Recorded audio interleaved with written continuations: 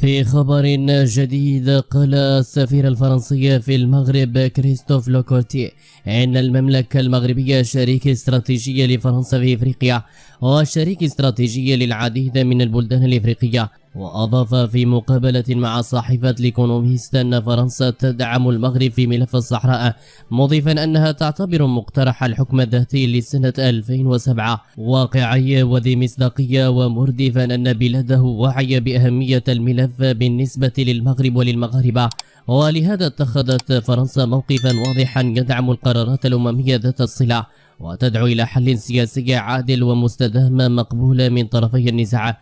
وأردف ذات المسؤول: نحن نعلم أن جزءا من مستقبلنا المشترك مرتبط بإفريقيا مع كل ما تمتلكه هذه القارة من الفرص والتحديات أيضا، واصفا العلاقات الاقتصادية بين المغرب وفرنسا بأنها جيدة جدا. وقال السفير الفرنسي إن فرنسا هي المستثمر الأول في المغرب بحوالي 30% من التدفقات الاستثمارية، والمزود الأول لإيرادات السياحة، والبلد الرئيسي لمنشأ التحويلات من المغاربة المقيمين بالخارج.